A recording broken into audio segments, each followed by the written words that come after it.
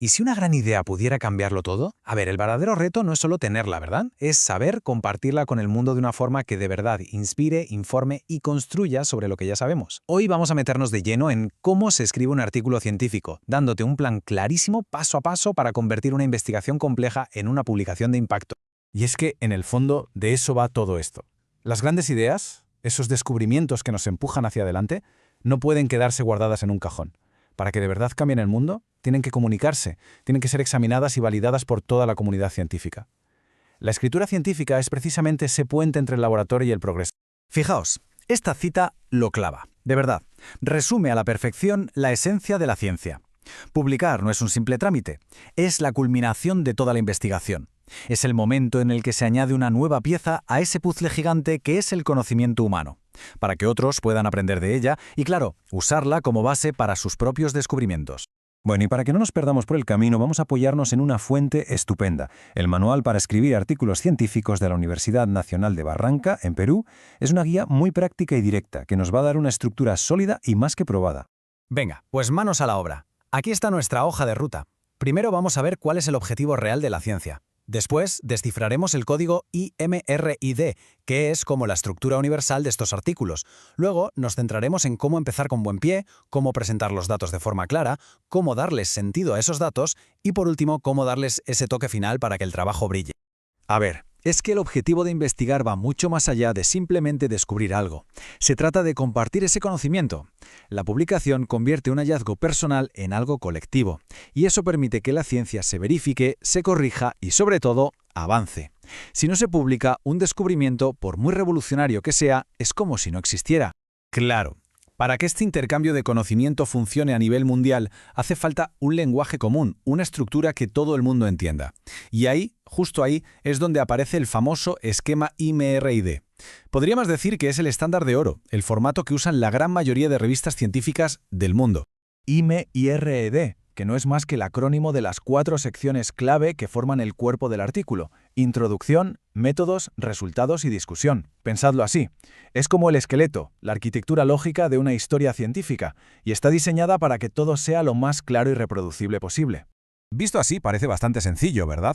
Es que sigue una narrativa con toda la lógica del mundo. La introducción te plantea el problema. La sección de métodos te cuenta el cómo, explicando el experimento con todo detalle. Los resultados presentan lo que se encontró, de forma objetiva, y la discusión interpreta esos hallazgos, explicando qué significan. Es, en definitiva, la receta para que todo se entienda a la perfección. Vale, vamos ahora con la carta de presentación de nuestro trabajo, porque antes de que nadie se lea el artículo entero, lo primerísimo que va a ver es el título y el resumen. Son, literalmente, la puerta de entrada a la investigación, y es vital que enganchen y sean clarísimos. Ojo que el título no es una tontería, es el titular. En un océano de publicaciones, un buen título es lo que va a hacer que alguien se pare y se interese por el trabajo. Tiene que ser conciso, preciso y, sobre todo, atractivo, que comunique la esencia de la investigación de un solo vistazo. Y aquí viene un dato curioso e importante. Entre 15 y 20 palabras. ¿Por qué esta cifra? Pues porque es el equilibrio perfecto. Te da espacio para meter las palabras clave que los buscadores necesitan, pero es lo bastante corto para que se quede en la cabeza y llame la atención al instante. Luego tenemos el resumen, el abstract. Esto es como la película entera, pero en un tráiler de 2 minutos. En unas 150 o 200 palabras tienes que condensar la introducción, los métodos, los resultados y la discusión. Y tiene que entenderse por sí solo, incluso para alguien que no sea un experto, porque muchas veces es lo único que se lee para decidir si merece la pena leer el artículo completo. Venga, que ahora nos metemos en el meollo del asunto, en el corazón del artículo. Estas 2 secciones, métodos y resultados, son el núcleo de la evidencia.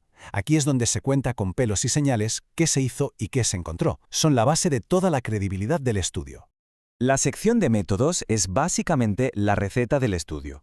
Aquí la clave es ser un libro abierto, transparencia total. Hay que describir el proceso con tanto detalle y claridad que cualquier otro investigador en cualquier parte del mundo pueda replicar el experimento. Esto es fundamental, la base de la validación científica. Y para que eso sea posible, para que cualquiera pueda repetir el experimento, hay que detallar una serie de cosas que son sagradas.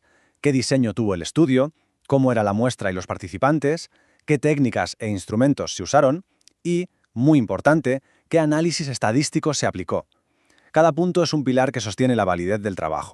Esta sección es probablemente la más directa de todas. Aquí no hay opiniones ni especulaciones, aquí simplemente se presentan los datos puros y duros, lo que salió de la investigación sin más.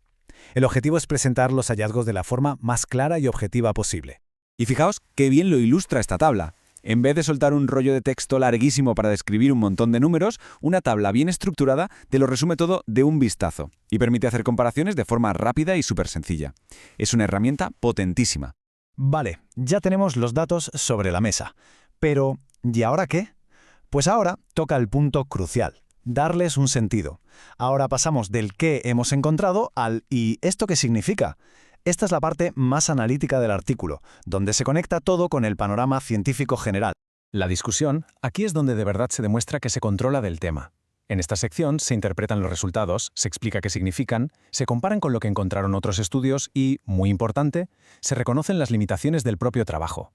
Es el alma del artículo, donde se teje toda la argumentación.